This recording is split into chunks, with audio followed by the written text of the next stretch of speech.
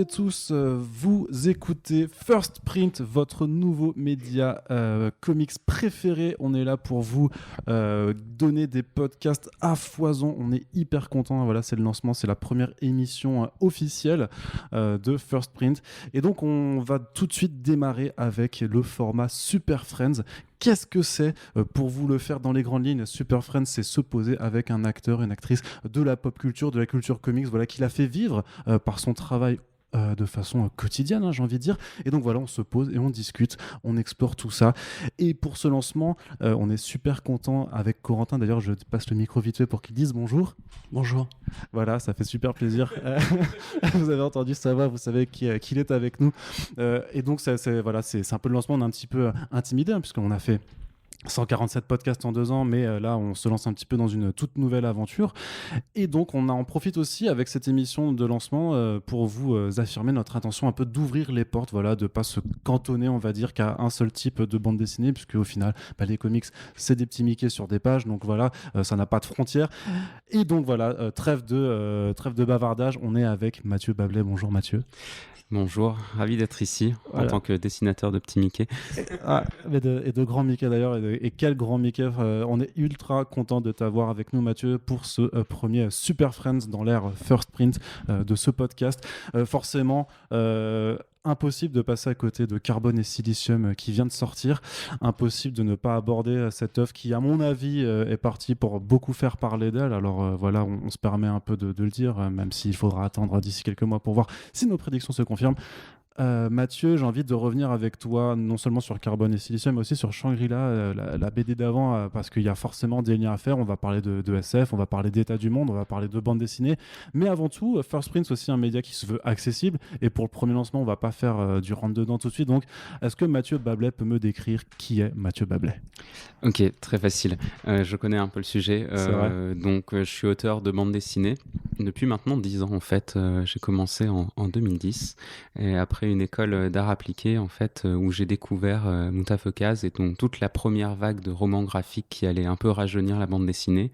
En sortant de mon école, j'ai proposé un premier dossier de bande dessinée qui allait devenir La Belle Mort, ma première BD, que j'ai envoyé à Run, qui a tout de suite un peu repéré le projet, et donc j'ai signé en fait dans la foulée, ce qui est très très chanceux dans la profession en fait de commencer comme ça directement par l'éditeur qu'on chérit et avec lequel on a envie de travailler.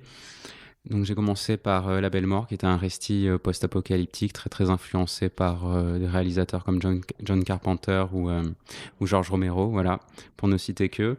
S'en est suivi ensuite Adrasté, qui est une fable mythologique, Shangri-La, un récit de SF qui se passe dans quelques centaines d'années dans le futur, et puis Carbone et Silicium, qui pour le coup est un peu plus de l'anticipation cyberpunk, avec toujours la volonté de proposer des gros one-shot de plusieurs dizaines voire centaines de pages qui sont autoconclusifs et qui sont à lire d'un bloc.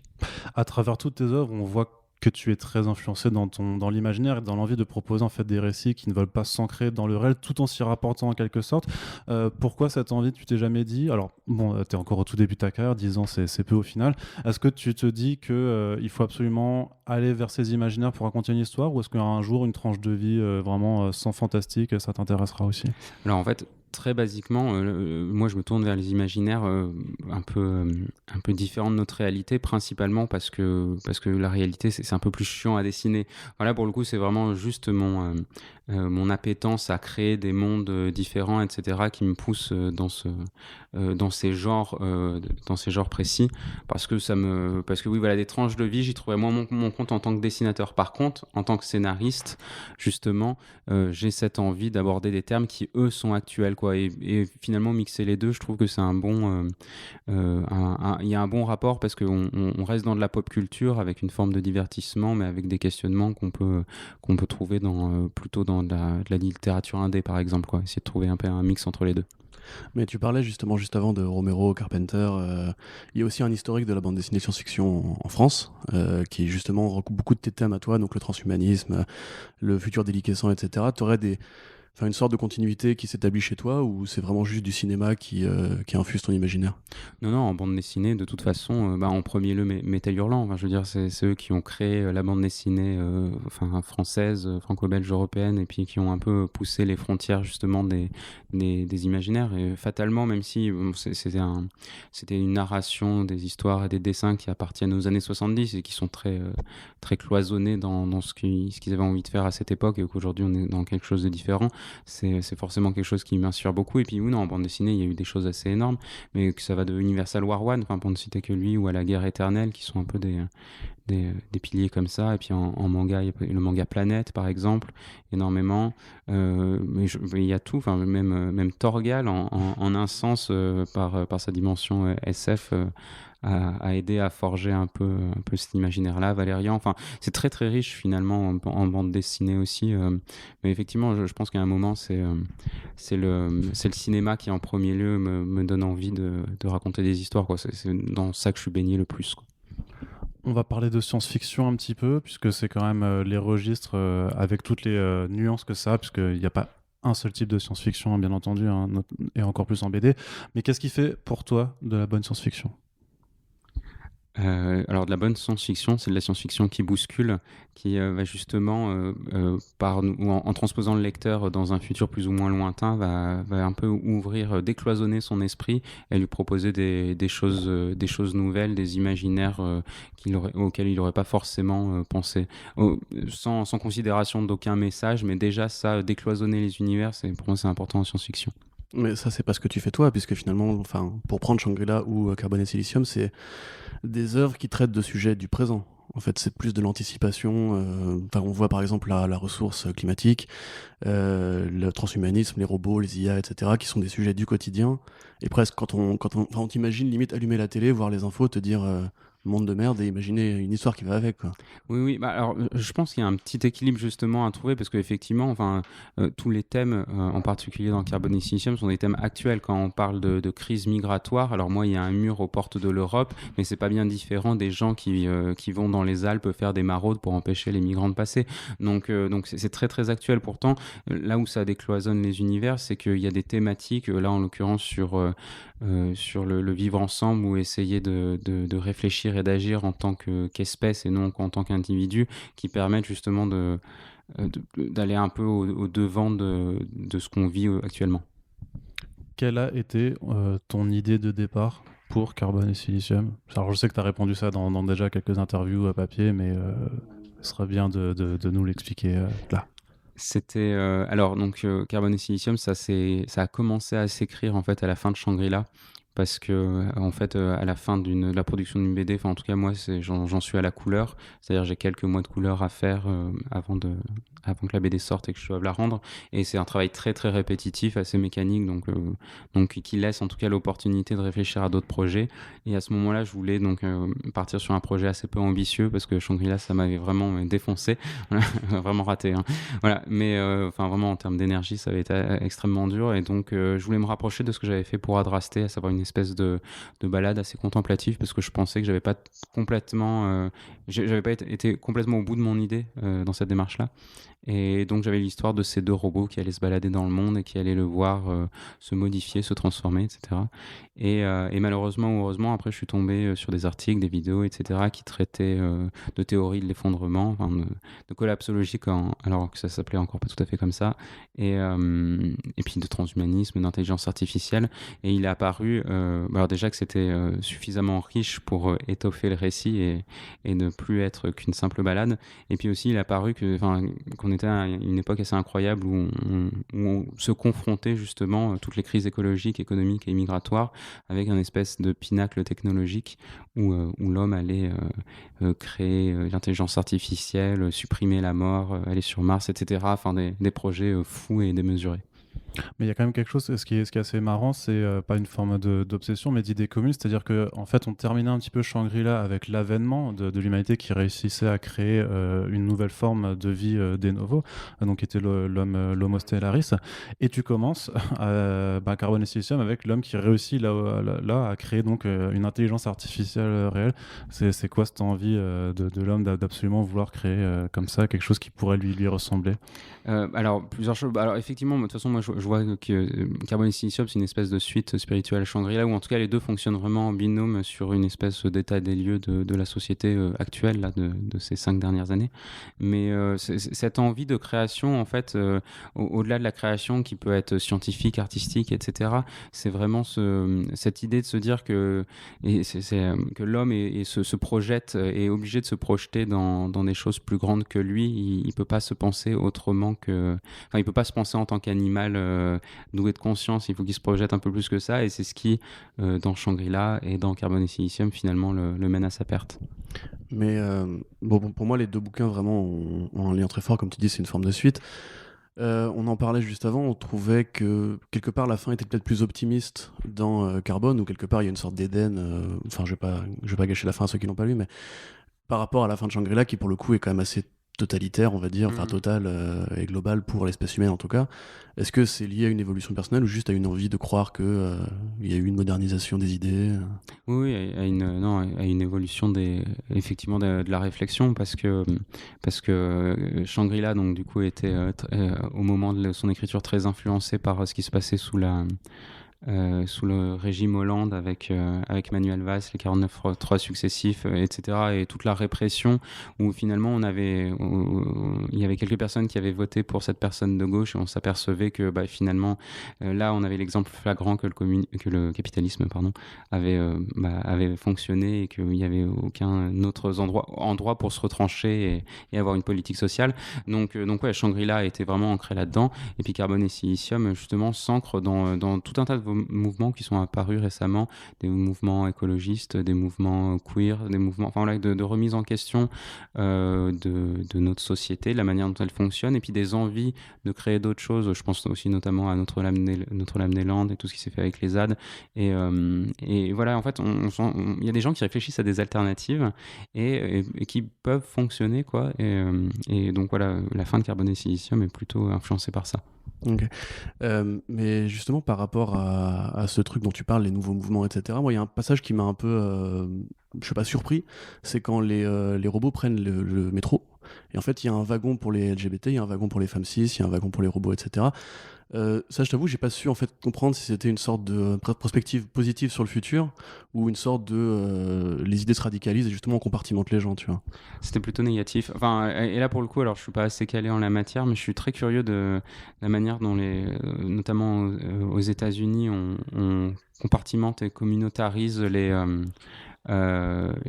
gens suivant leur orientation raciale ou sexuelle. Et je comprends que c'est pas du tout les mêmes débats que nous on a en France, et que justement ce communautarisme fait que justement il y a une prise de parole et une implication plus forte, mais on en vient, je trouve qu'on en vient du coup à segmenter quelque chose une pensée qui pourrait être universaliste. Alors après, vu de ma position de mec blanc, cis, hétéro, machin, donc effectivement c'est toujours plus facile, mais en tout cas vu de l'extérieur, ouais, là il y avait et puis c'était vraiment une remarque. Moi, c'est beaucoup de choses que j'ai vues en Asie aussi, quand tu prends le métro où les femmes sont dans des compartiments séparés pour pas se faire emmerder, et tu dis mais c'est déplacer le problème en fait, c'est les enfermer dans un coin pour pas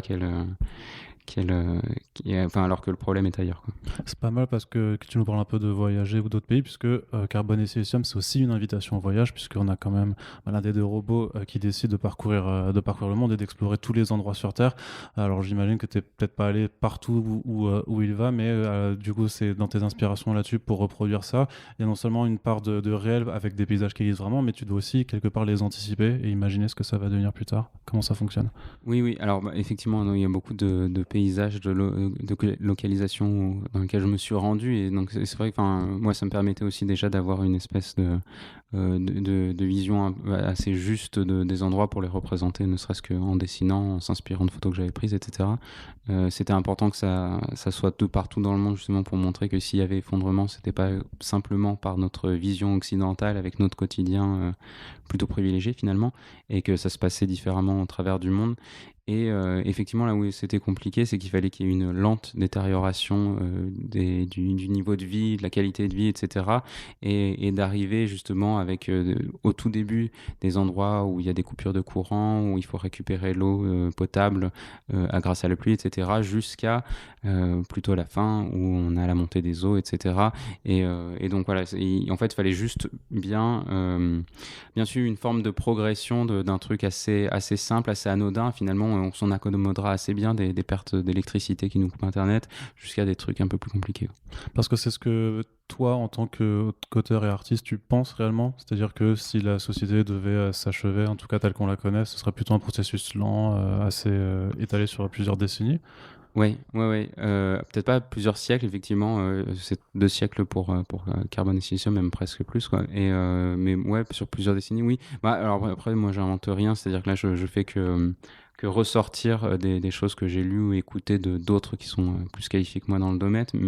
Mais effectivement, j'ai l'impression que de moins en moins, en tout cas pour nous occidentaux, on va vers quelque chose de radical qui, du jour au lendemain, l'apocalypse, plus d'essence, plus de ravitaillement, etc. Mais plutôt sur une lente détérioration de nos conditions de vie. Et alors, je me raccroche à ça en me disant que c'est peut-être ce qui permet justement d'envisager de nouveaux modèles de société, parce qu'on a plus de temps que cette espèce d'horloge qui nous prévoirait l'apocalypse pour 2050 ou autre.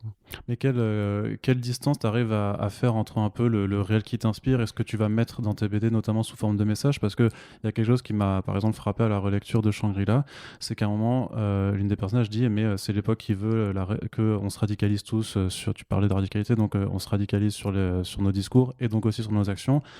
Sauf que Shangri-La, t'avais fini en 2016, on est en 2020 et c'est exactement ce qu'on est en train de voir depuis, j'ai envie de dire, depuis une bonne année. Là-dessus, donc, à quel moment on est dans l'anticipation, à quel moment on est en fait juste dans le réel, et à quel moment en fait tu infuses aussi des messages que tu as envie de faire passer. Ouais, alors de toute façon, je pense que c'est un message que tout le monde aura compris, c'est cette radicalité du propos. Elle était là en 2016, effectivement, elle est là aujourd'hui. Je pense pas que c'est de l'anticipation, malheureusement, c'est juste une répétition de l'histoire, et à savoir du fait qu'effectivement, plus on paupérise une population, plus celle-ci a de moins en moins confiance en les partis politiques auxquels elle se raccroche à la base, plus elle va voter vers les extrêmes, plus elle va se renfermer sur elle-même. Enfin là, on fait que répéter finalement, quoi. C'est pas de la SF, c'est de l'histoire. Mais justement, moi, en relisant Shangri-La, alors c'est vrai que je trouve que c'est une BD qui est assez pessimiste, hein, forcément, mais on a l'impression que tu crois pas à la révolte, en fait. Alors que, enfin, il y a, entre guillemets, tu montres un petit peu comment justement les personnages sont tiraillés par le conflit, l'envie de se révolter, et en même temps les avantages que le système propose, et c'est même toute la rhétorique que proposent les méchants, entre guillemets. Et en même temps, ces révolutionnaires qui sont eux aussi des tyrans en devenir, et qu'en fait la révolte ne va faire que générer un nouveau système inégalitaire, et qu'en fait ça mène à rien. Oui, encore une fois, c'est facile à dire, mais c'est un peu comme Carbone Silicium. En fait, c'est une invitation à faire un pas de côté et à justement sortir de ce cycle infernal. Pour caricaturer, on s'est débarrassé de la monarchie pour récupérer des bourgeois, et finalement on n'y a pas bien plus gagné, quoi. Donc il y a toujours cette idée de se dire oui, la révolte est importante, mais finalement on entretient le même système. Et encore une fois, dans des mouvements aujourd'hui qui s'imaginent des sociétés à une échelle un peu plus horizontale, il y a probablement plein d'autres choses à inventer que cette espèce de système pyramidal qu'on connaît aujourd'hui.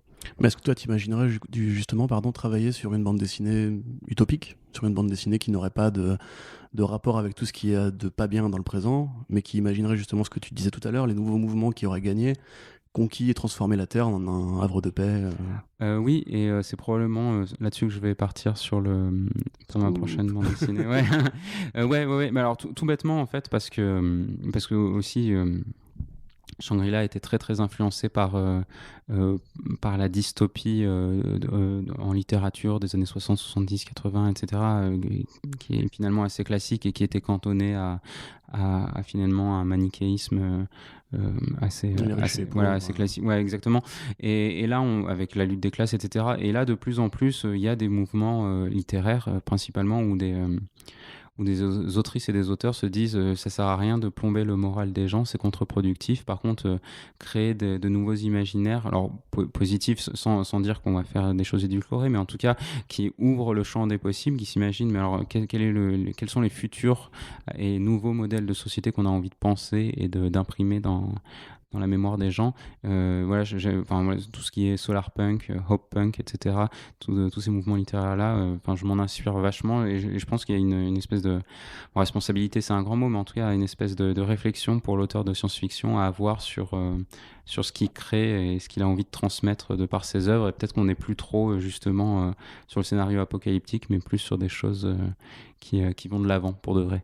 C'est-à-dire qu'en filigrane aussi de ces œuvres-là, il y a aussi un rapport à la contemplation de la nature, à la beauté, comme disait Arnaud, du monde et du voyage.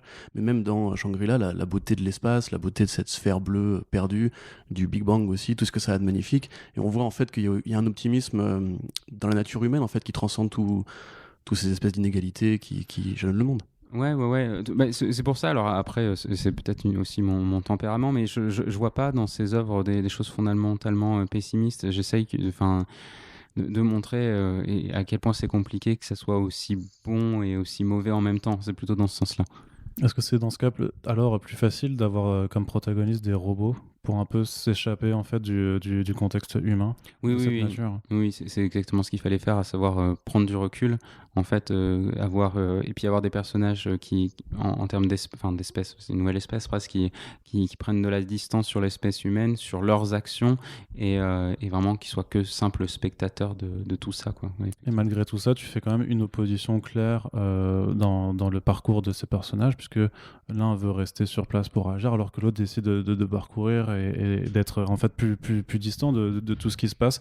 C'est 2 degrés d'observation différents pour toi. À ton échelle, tu te placerais de quel côté? Vers carbone ou vers silicium? Alors justement, et c'est là le problème en fait, que ce soit justement dans Shangri-La avec cette opposition entre des révoltés qui agissent et des révoltés qui voient le côté cynique et presque contre-productif de la chose, ou dans Carbone et Silicium, où tu as ce personnage Carbone qui essaye de s'investir pour la communauté, et Silicium qui préfère la solitude.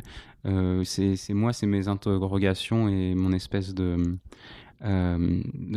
prise de conscience de mon incapacité à agir en tant qu'individu sur le monde qui m'entoure, et le fait que c'est compliqué, c'est cette envie à la fois de pouvoir profiter de la vie et d'avoir une espèce de responsabilité sur le monde qui change, et de devoir prendre position, quoi. Donc non, moi je suis entre les deux, et c'est pour ça qu'il y a toujours cette espèce d'ambivalence, cette espèce d'opposition entre 2 personnages qui ont chacun un peu les arguments que j'ai à un moment et les autres arguments à un autre moment, et qui se confrontent, et avec à la fin jamais une réponse franche, même si très objectivement, s'il faut choisir, je serais du côté de Carbone, parce que effectivement je pense que c'est dans notre capacité à faire société qu'on pourra s'en sortir plus tard. Pourtant j'allais te demander, est-ce que tu es un petit peu silicium quand tu bosses sur ta BD, que du coup tu t'isoles pour travailler, que tu deviens Carbone quand c'est l'heure de sortir la BD, c'est là où quelque part tu agis pour ta société avec, parce que les œuvres culturelles forcément sont aussi des vecteurs d'idées, d'images ont un impact. Oui, clairement. Et je trouve que c'est un refuge très apaisant, cette espèce de contemplation un peu méditative de Silicium, à juste observer le monde sans l'observer de manière positive ou négative, juste cette observation. Et oui, donc dans ces cas-là, oui, je me retrouve un peu, et ça correspond un peu à mon travail laborieux et solitaire. Mais concrètement, j'allais te demander, 4 ans de travail sur Carbone et Silicium, est-ce que c'est vraiment 4 ans en solitaire? Tu présentes rien à ton entourage, à tes proches, à Run, à tes éditeurs? Comment vraiment ça se déroulait une journée typique de travail de Mathieu Bablé ces 4 dernières ans? En fait, les conversations, les discussions que j'ai avec d'autres personnes se passent vraiment au début, à savoir Run ou ma compagne par exemple, qui m'aide vachement sur sur justement sa compréhension du scénario, les zones d'ombre, etc. Et donc ça se fait au début en fait pour être sûr que je pars dans la bonne direction. Donc c'est pareil, Ron est souvent de bons conseils pour m'écarter quand j'ai des idées qui lui paraissent pas top. Et à partir de ce moment-là, c'est vraiment du full solitaire. Alors c'est un peu ambivalent. Alors il y a 2-3 moments où j'ai sollicité le label 619. Alors par exemple, pour donner un exemple très très concret, le fait que les androïdes soient créés pour s'occuper, qu'ils soient dans le care, qu'ils soient dans le pour s'occuper des personnes âgées ou des personnes malades, etc. C'était une idée d'eux parce que je ne trouvais pas de justification plausible au fait de créer des androïdes à forme humaine. Donc ils m'ont aidé là-dessus. Mais non, là où c'est en sous-marin, c'est que c'est un peu le petit plaisir qu'on peut avoir en étant auteur de bande dessinée complet, c'est-à-dire de se dire je vais proposer une vision radicale, celle de ma pensée à moi tout seul. Et probablement que je vais me foirer à un ou deux endroits, mais c'est pas grave, c'est une proposition entière. Et moi, en tant que lecteur, c'est ce que j'apprécie le plus des propositions entières, même imparfaites, parce que voilà, il y a souvent un vrai propos, une vraie radicalité. Donc, tu te levais, tu dessinais, tu allais te coucher. Ouais. Non, et puis rien de passionnant. C'est vrai que c'est horrible parce qu'en fait, souvent, on a envie de se dire que s'il y a quand même quelque chose de passionnant dans la construction d'un oui, pavé. C'est très répétitif en fait. Ce qui est si excitant, c'est l'écriture du scénario. Et puis après, quand il faut commencer à produire les planches, il y a un côté très. Tu vas pas nous dire qu'il n'y a rien d'excitant à dessiner quand même. Si, alors sur la fin, c'est un peu dur. Mais en gros, non. Mais c'était. Alors, c'est pareil, j'ai essayé de m'astreindre à une forme de discipline parce qu'en fait, partir sur 250 pages de dessin pur avec une deadline un peu lointaine, c'est extrêmement dur à respecter parce qu'il y a des planches qui sont plus dures que d'autres, parce qu'il y a des impondérables, parce qu'il y a des moments où on n'a pas envie, ça veut pas, et il faut pas trop forcer dans ces cas-là. Et donc oui, souvent j'essayais de faire une planche par jour, crayonnée ancrage. Et après, j'ai fait toute la couleur à la fin en speed, en étant aidé par pas mal d'assistants et de stagiaires pour m'aider à faire les aplats. Mais donc, et à ce moment-là, la couleur, pour le coup, a été un peu plus collaborative. Mais le dessin, ouais, non, c'est juste le dessin, c'est peut-être 2 ans tous les jours à faire une planche comme ça, de manière assez répétitive. Et au moment de concevoir du coup l'univers graphique qui va avec la BD, tu as des influences particulières, des idées, je sais pas, enfin, moi je pensais pas forcément à Metropolis, Oui. dans le design des androïdes particulièrement, mais peut-être aussi dans la façon dont ce futur qui est si proche de nous ressemble aussi à des œuvres comme, je dis le nom parce qu'il faut le dire, Black Mirror par exemple. Est-ce que c'est les trucs qui te traversent l'esprit ? Oui. Bah, en fait, quand on veut s'inscrire un peu dans le genre cyberpunk, il y a 36 000 solutions. C'est-à-dire, soit on met de la pluie, des néons rouges et des néons bleus, et on fait du Blade Runner ou du Altered Carbon, par exemple, récemment, etc. Ou on part sur de l'anticipation un peu plus brute, à la Black Mirror, quoi, où finalement on a un quotidien qu'on connaît avec des améliorations, des divergences, etc. Donc je suis parti un peu là-dessus justement pour me dégager un peu du côté trop évident de Blade Runner et pour avoir finalement quelque chose de très très proche de nous. Enfin, je voulais absolument pas. C'est ce qui s'était passé dans Shangri-La, où finalement on est dans un futur lointain. Même si on parle de problématiques actuelles, il y a un côté, il y a des animoïdes, machin. C'est un peu plus fantastique. Là, je voulais que ça soit notre quotidien, que les gens le vivent comme si c'était quelque chose qui se passait aujourd'hui.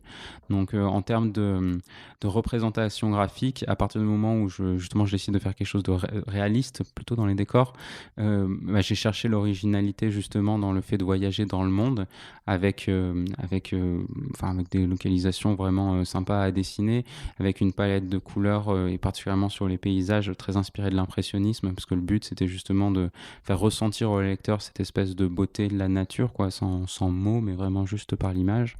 Et puis une autre originalité avec le réseau, qui est là.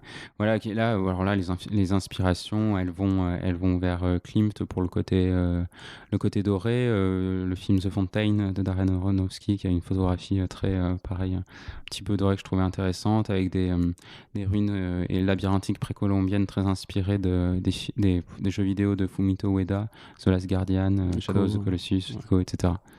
Tout à fait. Et en comparaison, les villes sont beaucoup plus chargées, structurées. Il y a une façon de concevoir, c'était déjà le cas dans Shangri-La, des structures très crédible d'une part, mais aussi très carré, très compact.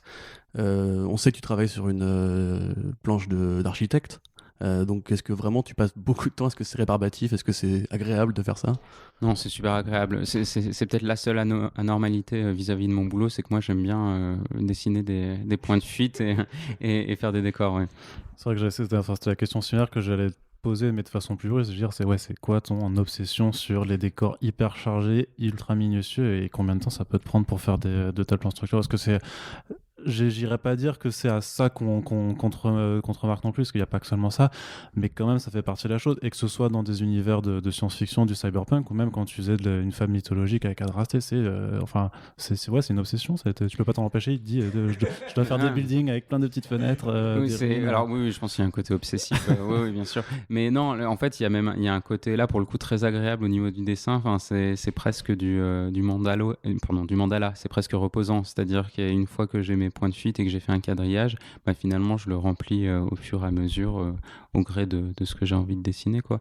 Et il y a un côté super relaxant en fait à dessiner du décor et puis une certaine facilité. Je pense aussi que j'ai une bonne j'ai une bonne appréhension de l'espace en 3D qui m'aide à finalement être très rapide en fait en dessin, quoi. J'ai plus trop de problèmes à ce niveau-là. C'est quelque chose qu'on se représente pas non plus forcément dans la façon dans laquelle ça marche dans la tête d'un artiste. C'est sur la mise en scène en fait, le cadrage, parce que en plus là, vu que tu es à la fois scénariste et réalisateur, vu que tu fais les dessins, parce que j'imagine que la part des choses, c'est à la fois de bien raconter pour que le lecteur puisse avoir les éléments qu'il faut avoir en tête, donc droit dans lui, et il faut pas s'ennuyer, donc faut varier l'angle de vue, les perspectives. Comment tu réfléchis à tout ça? Alors littéralement c'est un film dans la tête, quoi. Enfin, je pense comme beaucoup de personnes quand ils se racontent des histoires, c'est vraiment un film qui est en train de se passer dans la tête avec tous les codes justement d'échelle de plans, de plans éloignés, etc. qui se passent et que ensuite je couche sur papier.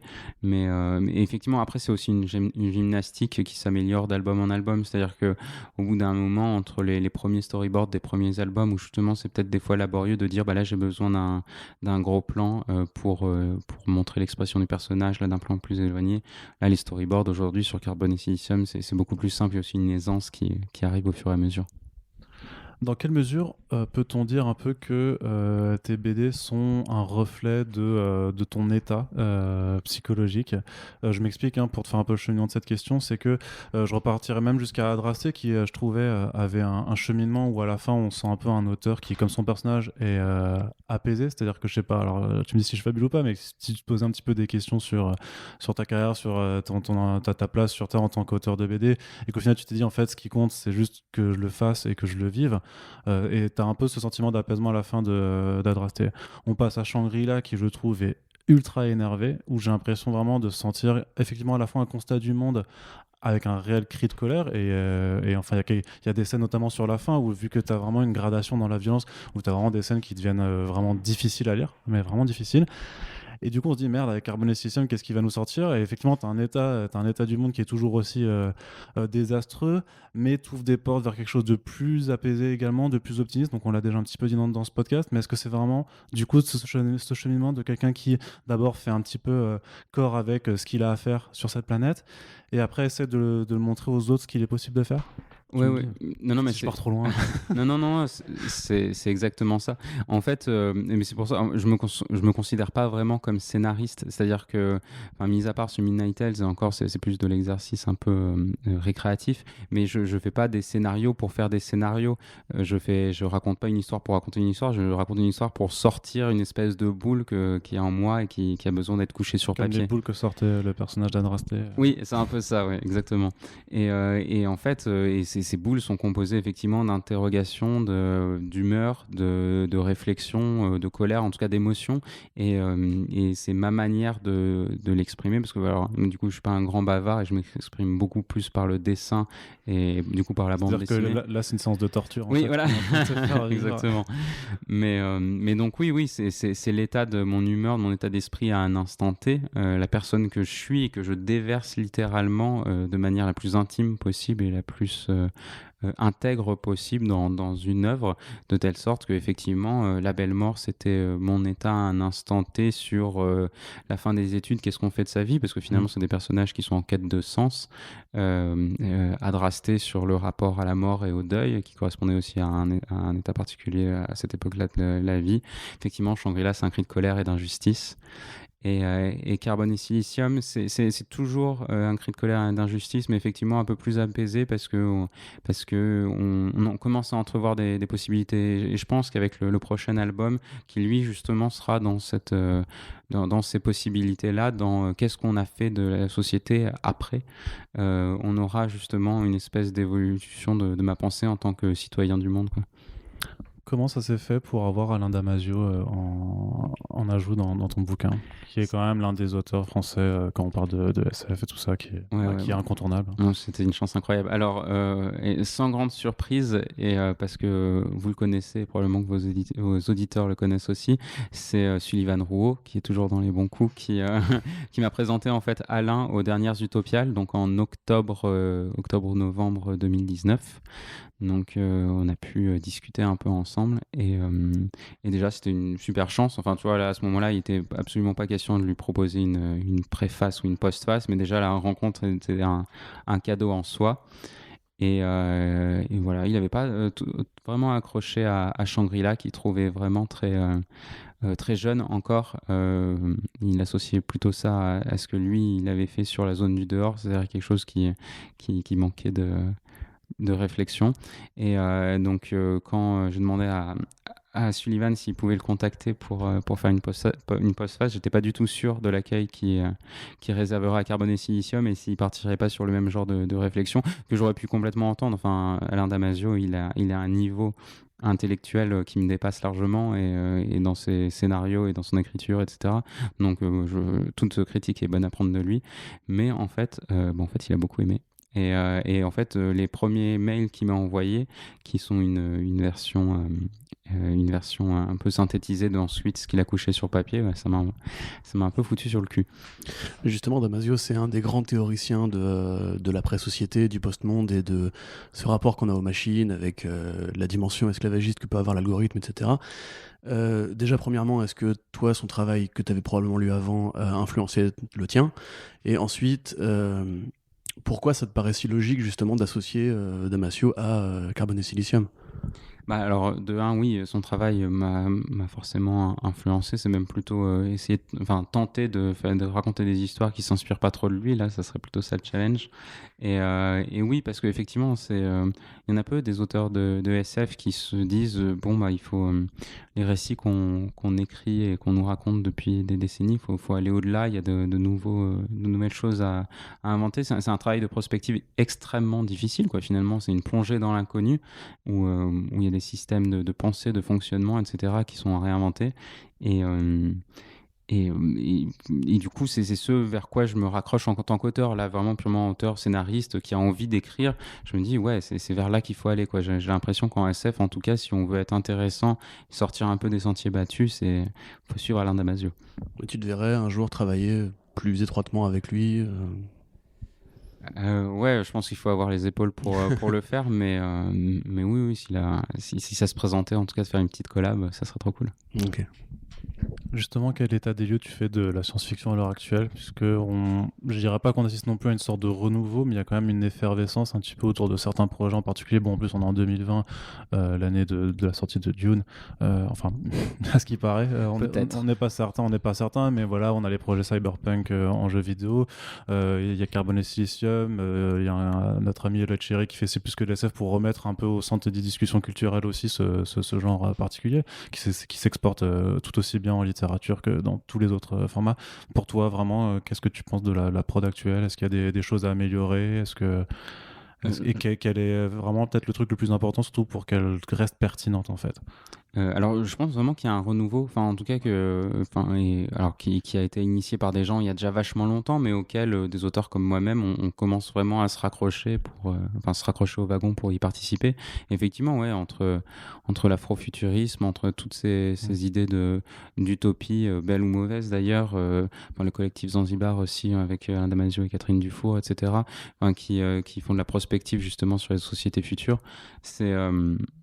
Il y a une mouvance, et peut-être même un appel à la responsabilisation des auteurs pour qu'ils se disent bon bah c'était bien sympa de faire des récits apocalyptiques où finalement le constat d'échec de l'humanité est le seul truc qui reste, et plutôt ouais, créer des sociétés qui donnent envie justement de s'investir dedans, quoi. Donc ouais, là j'ai l'impression moi, en tout cas après je vais peut-être biaisé parce que j'ai l'impression de voir que ça, peut-être que je ne cherche que ça, mais en tout cas ouais, je trouve ça incroyable là, 2020, et puis des choses qui se préparent, donne une SF qui est enfin qui est de nouveau en avance sur son temps. C'est peut-être ça, c'est-à-dire qu'à trop vouloir justement s'inspirer du cyberpunk, de la SF en littérature d'il y a quelques décennies, on était arrivé en retard. Enfin là, la science a complètement dépassé la science-fiction aujourd'hui, et principalement en transhumanisme, en nouvelles technologies. Enfin là, avec Elon Musk et son copain le cochon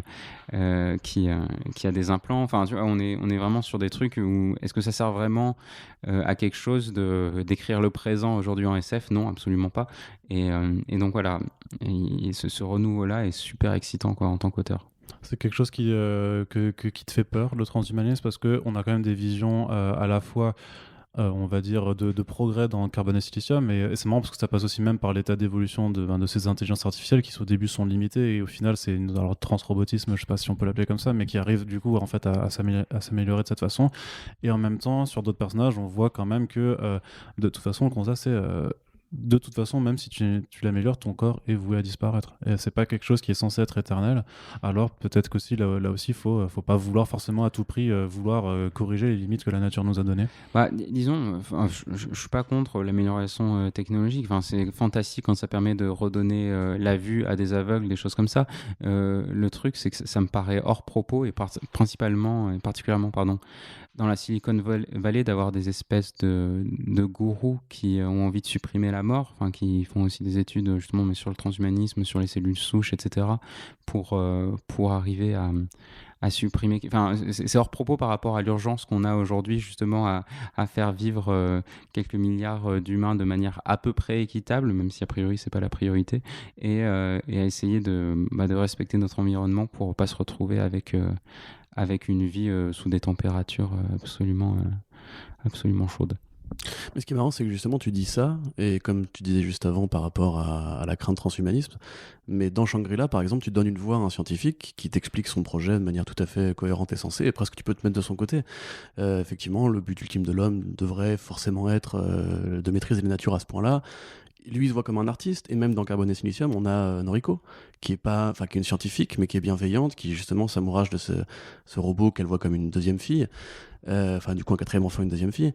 Et en un sens, à la fois t'alertes justement, je pense, sur les réalités du présent, mais les scientifiques sont pas forcément les méchants. Shangri-La, s'il reste une vie dans l'univers, c'est grâce aux scientifiques à la fin, quelque part. Oui, complètement. Mais de toute façon, c'est le constat. Le monde, c'est compliqué. Et c'est vachement plus compliqué que la binarité. Et alors, on voulait dire que c'est pas assez manichéiste, là, c'est pas possible, hein, vraiment. Non, mais c'est compliqué. Et effectivement, quand t'as des discours qui te promettent de supprimer la maladie, tu peux pas te dire je suis fondamentalement contre. Tu vois. Donc non, les scientifiques ont un rôle extrêmement important.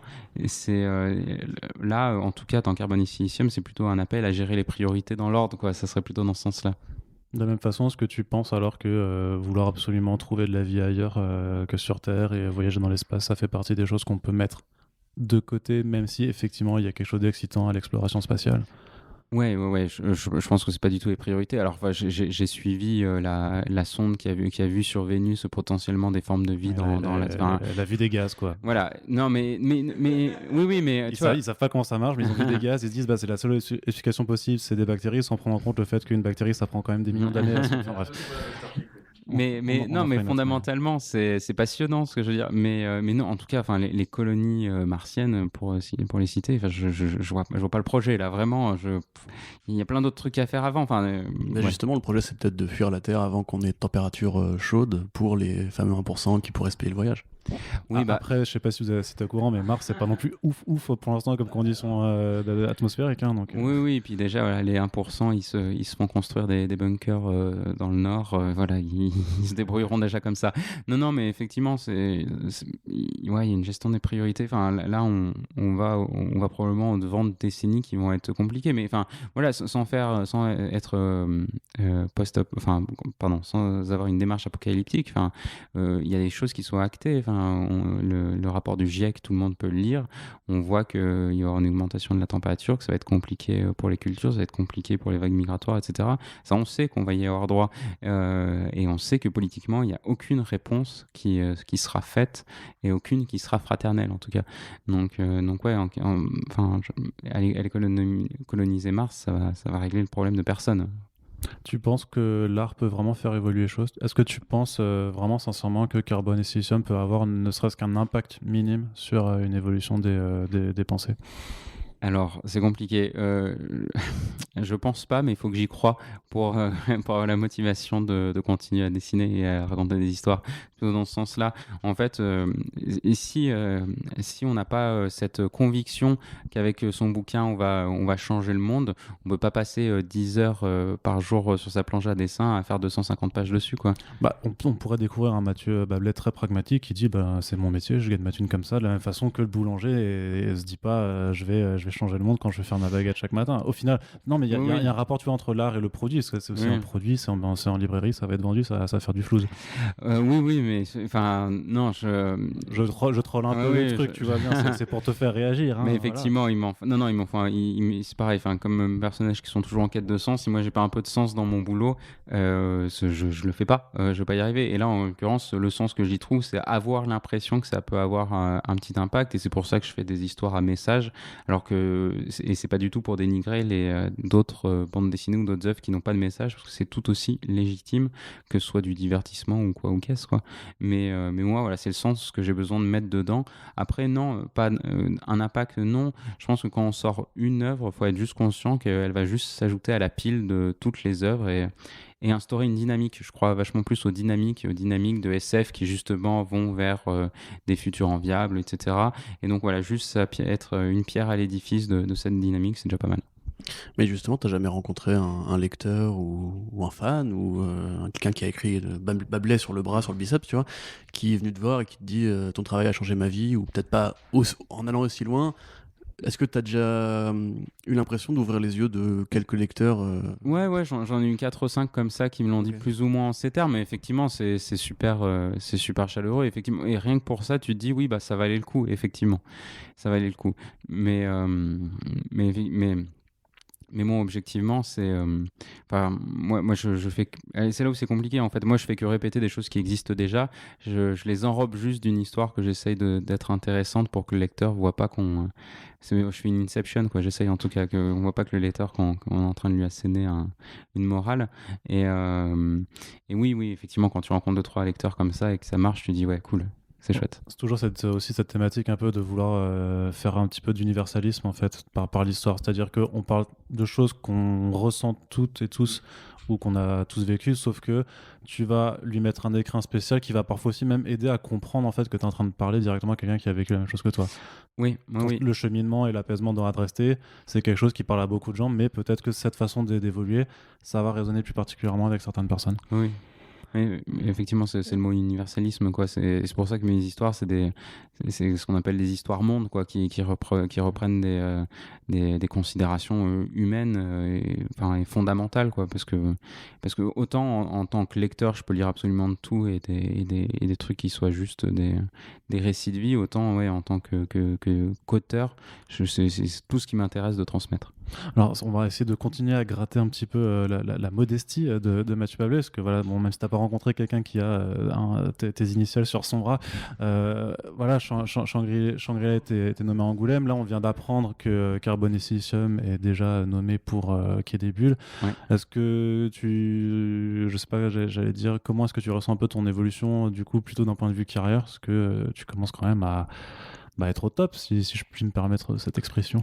Ouais. Alors après Shangri-La, j'avais vraiment peur de la sortie de Carbone et Silicium déjà.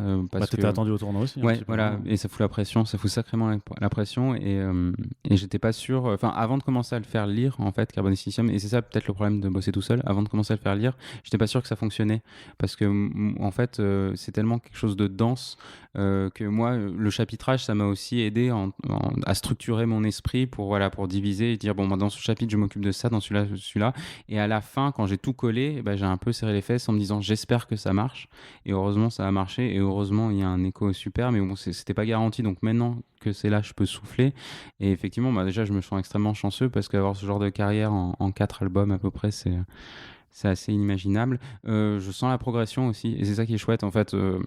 Je pense qu'il n'y a rien de pire pour un artiste que de stagner, que ce soit au niveau du dessin, au niveau de ce qu'il a à raconter. Et bon, de toute façon, je ne crois pas qu'un artiste est fait pour durer des dizaines et des dizaines d'années, quoi. Donc j'espère que je ne suis pas à mon maximum et que je peux encore faire 1 ou 2 albums encore plus forts. Mais en tout cas, Carbone et Silicium, pour moi, c'est un aboutissement en termes de dessin, en termes d'écriture, et puis même en termes de thématique, finalement, parce qu'on retrouve un peu des 3 albums précédents dedans.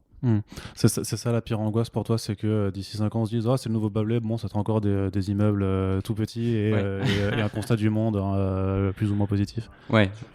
C'est vraiment c'est que t'as peur qu'on puisse en fait te mettre une formule dessus. Ouais, parce que c'est-à-dire qu'à un moment, il va falloir arrêter de dessiner tous ces immeubles alors. Oui, mais il n'y aura quasiment pas d'immeubles dans la prochaine BD. Oui, c'est une de mes peurs parce qu'en fait, là, on est dans un monde éditorial avec une surproduction telle qu'il n'y a pas besoin de faire des albums inutiles. Tu vois. Alors sans être critique sur la masse de sorties qui sort, mais en tout cas moi en tant qu'auteur, si j'ai pas envie de faire l'album de trop, j'ai pas envie de faire l'album de plus, donc tant que j'ai des choses à raconter, je les raconte, mais effectivement je veux pas sortir le prochain Pablet, je veux sortir un autre projet qui j'espère sera au moins de la même trempe que Carbone, et j'espère désarçonnera un petit peu quand même les lecteurs qui se diront pas je l'attendais, c'est exactement ce que je prévoyais. Compte tenu de la qualité de l'album quand même, pour ce prix-là en plus particulièrement, et des réalités qu'on a aujourd'hui avec le Covid, la crise, etc. Est-ce que c'est vraiment précieux et unique d'avoir ce genre de volume? C'est une question à la con que je pose, mais est-ce que vraiment tu t'aperçois que le 619, c'est vraiment la seule maison où tu pourrais justement arriver à ce résultat-là, avec cette liberté-là, sans ce contrôle qui en général on impose aux auteurs? Oui, c'est sûr et certain. Alors pour différentes choses, mais le 619, c'est eux qui s'embêtent déjà à faire des bouquins d'une qualité de fabrication assez folle, à un prix défiant toute concurrence. De toute façon, on en a pas mal discuté au niveau éditorial. Il va falloir nous dire quels sont vos sombres secrets pour réussir à faire ça quand même. Alors, très objectivement, et je vais peut-être dire une grosse bêtise, donc j'espère que je tombe pas trop à côté de la plaque. J'ai l'impression que c'est pas le côté éditorial et la bande dessinée qui fait manger la boîte, en fait. C'est le côté jeu vidéo et dessin animé, de telle sorte que je pense qu'il n'y a pas les mêmes impératifs financiers qu'un Delcourt, Dargaud, Glénat, etc. Je pense que c'est une chance, parce que du coup, il y a moins de pression pour les éditrices et les éditeurs qui la foutent moins aux auteurs. À côté de ça, effectivement, il y a une volonté de faire un bel objet. Il y a une volonté de se dire qu'on fait de la pop culture, donc que c'est de l'art populaire, donc pas trop cher. Et donc ça, je pense que déjà, ça se retrouve dans quasiment aucune autre grosse maison d'édition. Et puis voilà, puis la liberté de faire ce qu'on veut. J'ai aucun compte à rendre et on me fait confiance. Et c'est incroyable d'être traité comme ça en tant qu'auteur. Toi, ça, je m'ai tenté de travailler dans l'animation ou justement à ces autres échelles d'où le dessin est utile, important et où il y a des artistes qui vivent de ça.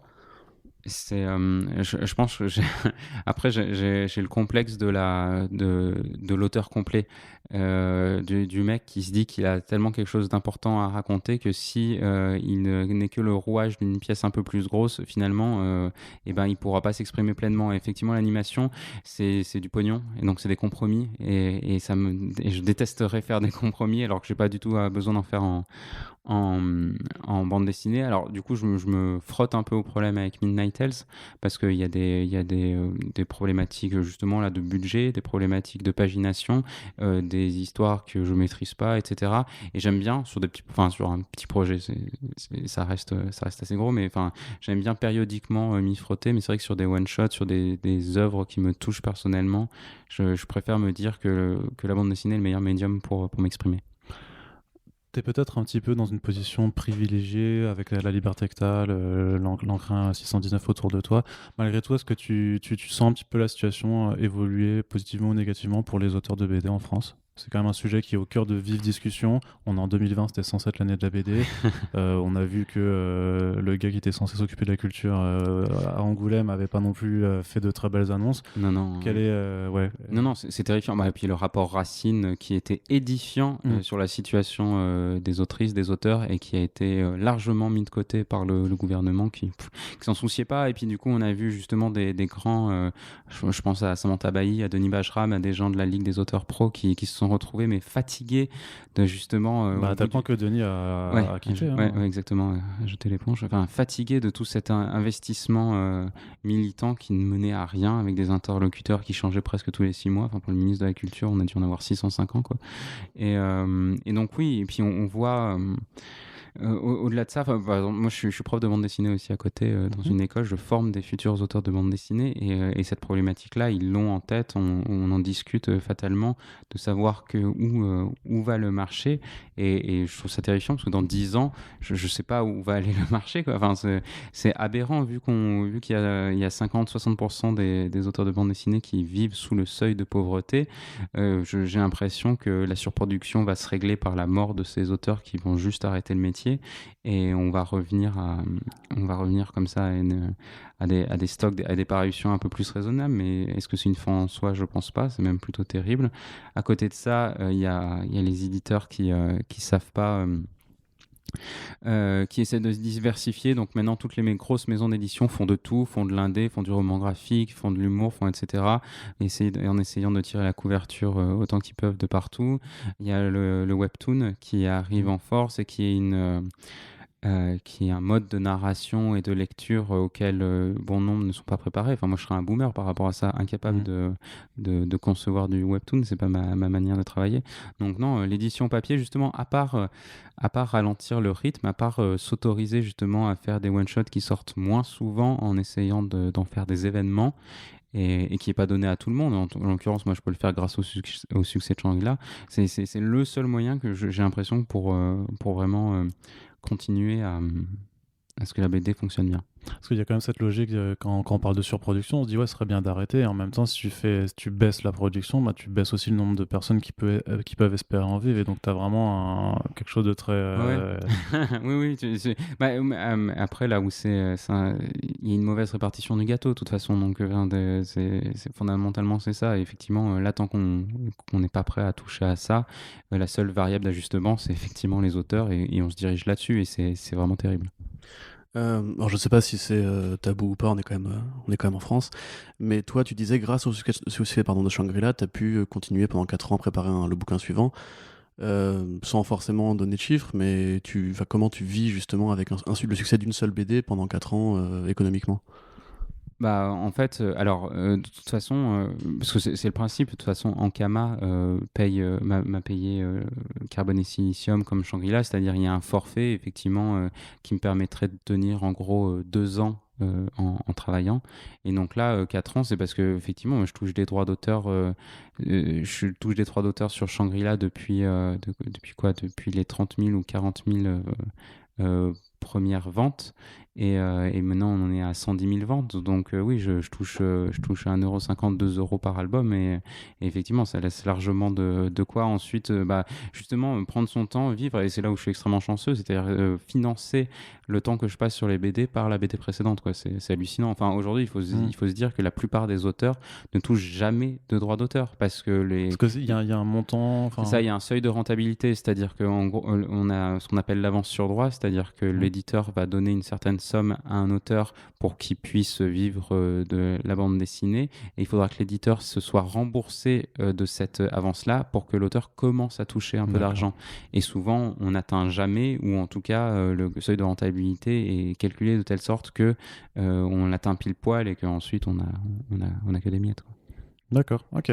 C'est pas évident. Les projets pour la suite, alors, on a cru comprendre que tu avais une BD en préparation. Alors bien sûr, on va pas te demander, même si c'est sûr que ça pourrait faire un bon coup de pub pour First Print, d'avoir les détails de la première BD, mais qu'est-ce que tu peux nous en...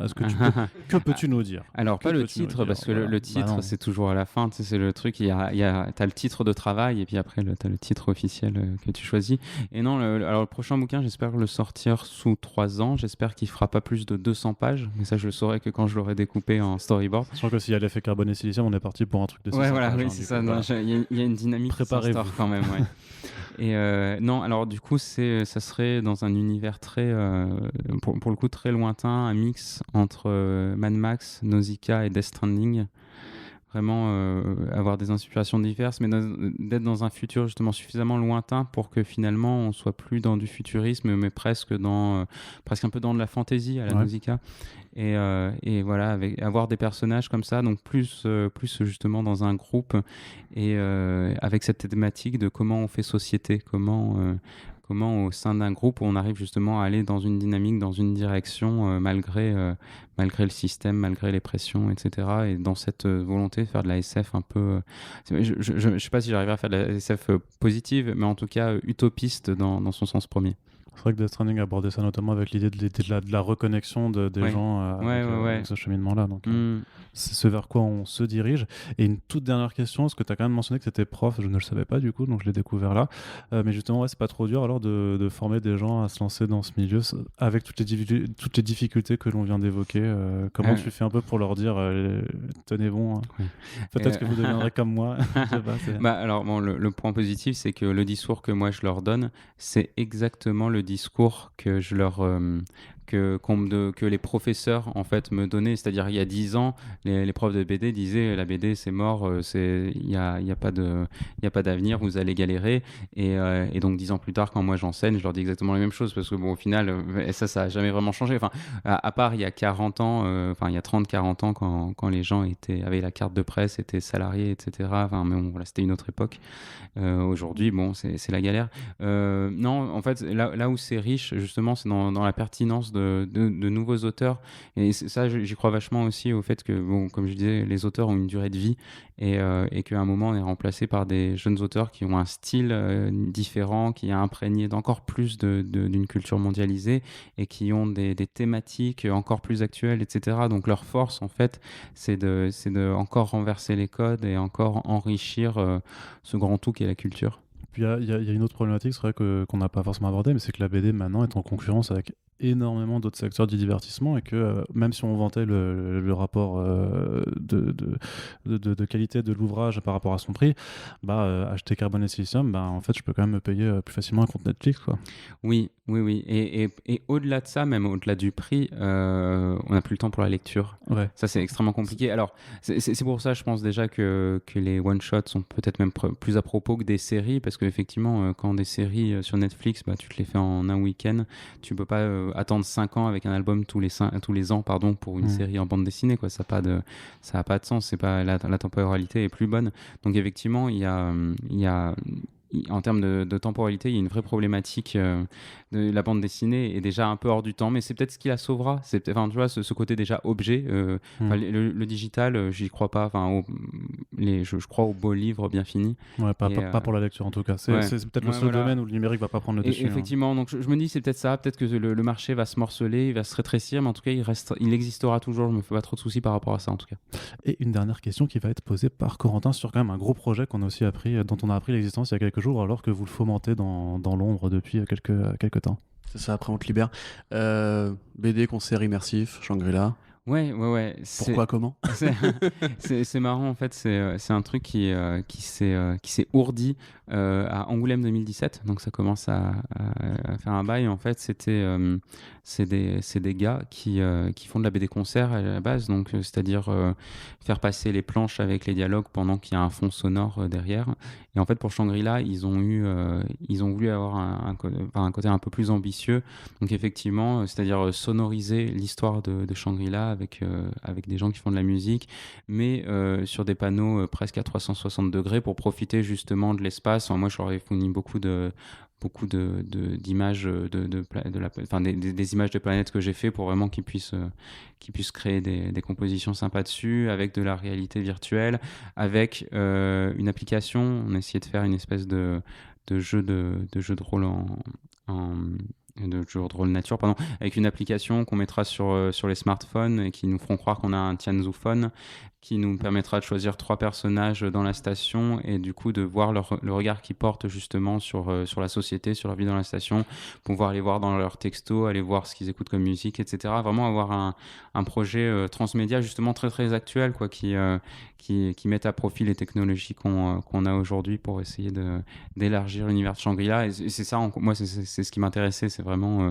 le sortir de son socle de bande dessinée pour avoir un truc un peu plus grand. Ok, eh bien merci beaucoup Mathieu. En tout cas, c'est un projet qui a l'air hyper impressionnant, juste dans l'idée. Donc, on a hâte de voir comment ça va se matérialiser. Et on va donc conclure notre premier Super Friends avec First Print là. Donc, Carbone et Silicium, c'est disponible en librairie. Shangri-La, Drasté, Label Mort aussi par ailleurs. Et on vous en recommande vivement la lecture. En attendant donc le prochain dans 3 ans ou 6, si ça fait 600 pages. Merci beaucoup Mathieu d'avoir été présent pour ce lancement avec nous. Et merci à vous. Corentin, merci également. Merci à toi.